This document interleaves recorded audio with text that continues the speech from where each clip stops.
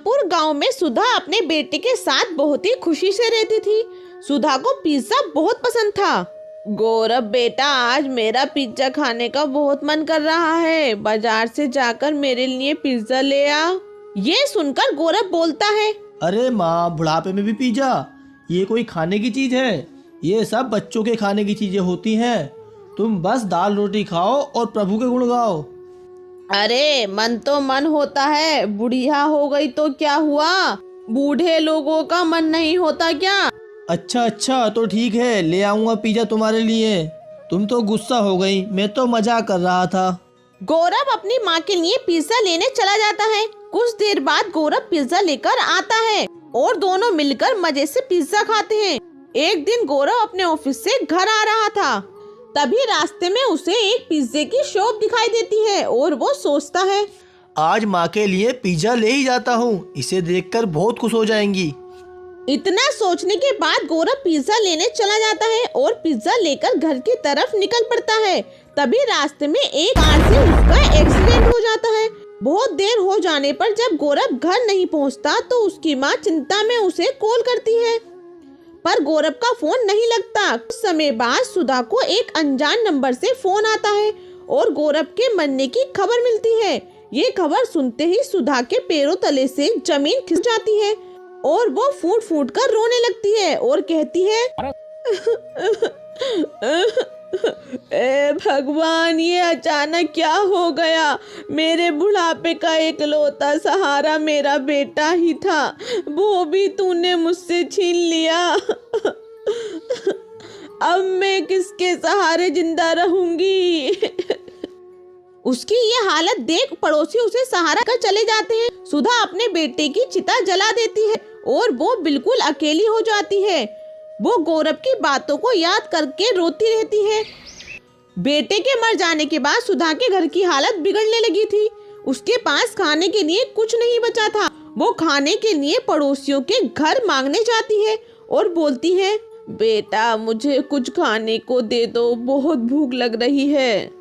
Sorry अम्मा जी, मैं तुम्हें खाने को जरूर देती, पर अभी तो मेरे घर में खाना खत्म हो गया है, सबने खाना खा लिया। इतना कहकर वो औरत अपने घर का दरवाजा बंद कर देती है। कोई उसे खाने को नहीं देता, सभी बहाना बनाकर उसे वापस भेज देते हैं। अपनी ऐसी हालत देखकर वो सोचती है, अगर मेरा बेटा आज जिंदा होता तो मेरी ये हालत कभी नहीं होती। वो सबकी मदद किया करता था, पर आज सब भूल गए हैं कि मेरे बेटे ने एक समय पर उनकी मदद की थी। आज उसकी माँ को मदद की जरूरत है, पर किसी ने भी मेरी मदद नहीं की। तभी वहाँ से एक औरत गुजरती है और सुधा को यूं रोता देख पूछती है, क्या हुआ बहन, तुम रो क्यों रही हो? सुधा रोते रोते उस औरत को अपना सारा दुख बताती है। क्या बताऊं बहन, मेरे बेटे के मरने के बाद मुझ बेसहारा का अब इस दुनिया में कोई भी नहीं है। अकेले मैं इस दुनिया में कैसे जीऊंगी? मेरे पास खाने के लिए पैसे भी नहीं हैं। सुधा की कहानी सुनने के बाद वो औरत सुधा से कहती है, ऐसे हिम्मत हारने से कुछ नहीं होगा, कमाई के लिए कोई जरिया ढूंढना ही पड़ेगा। आजकल तो खाने पीने की इतनी सारी चीजें आ गई हैं और उन्हें बनाना भी आसान हो गया है।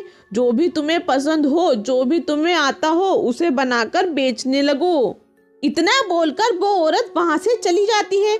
सुधा अब सोचती है कि वो ऐसा क्या काम करे। अचानक उसे पिज्जे का ख्याल आता है और वो बोलती है, क्यों ना मैं पिज्जा बनाकर बेचूं, इससे कुछ पैसे भी घर में आ जाएंगे। सुधा के पास अपने कुछ जेवर रखे हुए होते हैं, जिन्हें बेचकर वो अपने घर के आगे पिज्जा का एक छोटा सा ठेला खोलती है और पिज्जा बनाकर बेचने लगती है।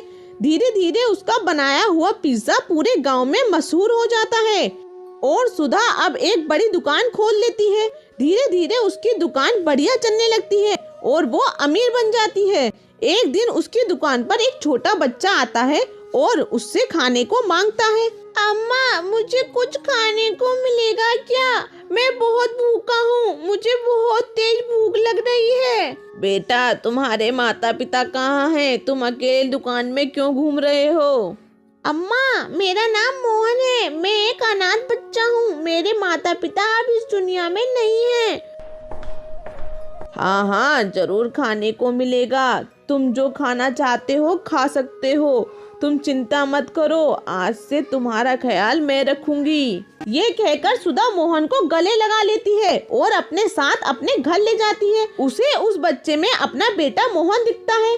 वो उसका ख्याल अच्छी तरह रखती है, उसे स्कूल भेजती है और उसे पाल पोस कर बड़ा करती है।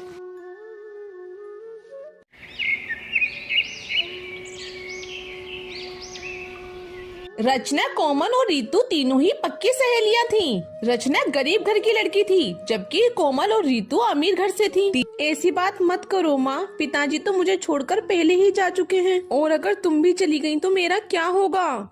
ऐसे ही समय बीतता है। ज्यादा काम करने की वजह से ममता बीमार पड़ जाती है। फिर घर चलाने के लिए रचना अपनी माँ की जगह काम करने लगती है। कुछ महीने ममता ऐसे ही बिस्तर पर पड़ी रहती है। फिर एक दिन ममता रचना से कहती है, बेटी तू तो मेरी हालत देख ही रही है, मेरी मान तो तू अब शादी कर ले। अपने हाथों से तेरी शादी कर जाऊं, बस यही आखिरी इच्छा है। ठीक है माँ, तुम जिससे कहोगी मैं उससे शादी कर लूंगी। रचना दिखने में सुंदर थी, इसलिए उसकी शादी एक घर में तय हो जाती है। बहन जी, हमें दहेज में कुछ नहीं चाहिए, लेकिन आप बस हमारे बारातियों का स्वागत अच्छे से कर लेना। ठीक है जी। रचना की शादी पक्की हो जाती है और वो अपनी सहेलियों को फोन करके बताती है। रचना, क्या तेरी शादी पक्की हो गई और तू ये हमें अब बता रही है? हम कल ही वापस आ रहे हैं। दोनों सहेलियां देश वापस लौट आती हैं और रचना से मिलने आती हैं। अच्छा बता रचना, तू अपनी शादी की शॉपिंग कहाँ से कर रही है? मैं ऊपर से अपनी गरीब किस्मत लिखवा के लाई हूँ बहन, और हम गरीबों के नसीब में ये लहंगा नहीं होता। शादी की तैयारियों में और बारातियों के स्वागत में ही माँ की सारी जमा पूंजी खत्म हो गई है, इसलिए मेरी माँ की शादी की साड़ी रखी है, मैं वही पहन लूंगी। ये कहते हुए रचना की आंखों में आंसू आ जाते हैं। कोमल और नीतू उससे मिलने के बाद अपने घर आ रही होती हैं। रचना अपनी शादी से बिल्कुल भी खुश नहीं है। खुश कैसे होगी रचना? देखा नहीं, उसके पास अपनी शादी के लिए लहंगा लेने तक के पैसे नहीं हैं। अब हम दोनों सहेलियों को मिलके ही अपनी गरीब सहेली की शादी को खुशियों से भरना होगा।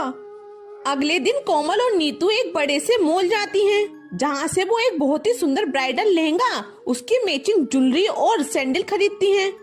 फिर वो लहंगा लेकर रचना की शादी वाले दिन उसके पास आती हैं, जहां रचना अपनी माँ की फटी हुई साड़ी, जिसका रंग भी फीका पड़ चुका था, वो पहनकर बैठी हुई होती है। कहाँ रह गई थी तुम दोनों? मैं कब से तुम्हारा इंतजार कर रही थी। ये लो रचना, तुम्हारी दोनों सहेलियों की तरफ से तुम्हारा शादी का जोड़ा। ये तो बहुत महंगा लगता है, तुम्हें मेरे लिए इतना महंगा ब्राइडल लहंगा लाने की क्या जरूरत थी? हमारी सबसे प्यारी सहेली की शादी हो रही है, तो क्या हम उसके लिए इतना भी नहीं कर सकते? हाँ, आज तो हम तुझे अपने हाथों से सजाएंगे, और तुम देखना सभी हमारी सहेली को देखकर हैरान रह जाएंगे। इसके बाद रचना वो ब्राइडल लहंगा पहनती है। वो उस ब्राइडल लहंगे में बेहद खूबसूरत लग रही थी।